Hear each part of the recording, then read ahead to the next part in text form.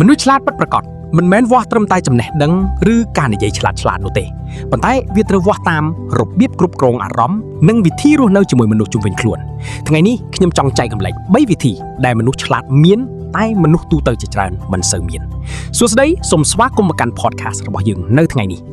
ទី1ពេលមានអារម្មណ៍ក្តៅមនុស្សឆ្លាតតែងតែស្ងៀមសិនពេលមានរឿងធ្វើឲ្យខឹងឬអារម្មណ៍ឡើងខ្លាំងមនុស្សភាគច្រើនចូលចិត្តនិយាយតបភ្លាមៗប៉ុន្តែមនុស្សឆ្លាតដឹងថាបញ្ហាជាច្រើនកើតចេញពីពាក្យសម្ដីពាក្យមួយម៉ាត់អាចបំផ្លាញទំនាក់ទំនងល្អៗបានក្នុងពេលតែមួយដូច្នេះពួកគេចេះបិទមាត់ស្ងៀមបន្តិចហើយគិតមុននិយាយព្រោះការស្ងៀមខ្លះមិនមែនមានន័យថាចាញ់ទេប៉ុន្តែជាសញ្ញានៃមនុស្សដែលគ្រប់គ្រងខ្លួនឯងបានទី2ពេលជោគជ័យកុំប្រញាប់ប្រកាសប្រាប់គេគ្រប់គ្នាមនុស្សឆ្លាតដឹងថាមិនមែនមនុស្សគ្រប់គ្នាសប្បាយចិត្តជាមួយភាពជោគជ័យរបស់យើងនោះទេមនុស្សខ្លះអាចសរសើរមុខតែចំណែនពីក្រោយដូច្នេះពួកគេចូលចិត្តធ្វើស្ងាត់និងឲ្យលទ្ធផលជាអ្នកនិយាយជំនួសមានពាក្យមួយនិយាយថាផ្កាដែលស្អាតតែងតែត្រូវគេបេះមុនហើយដើមឈើដែលត្រង់តែងតែត្រូវគេកាប់យកមុនជានិច្ចពេលយើងកាន់តែលេចធ្លោក៏កាន់តែមានមនុស្សមើលច្រើនដែរ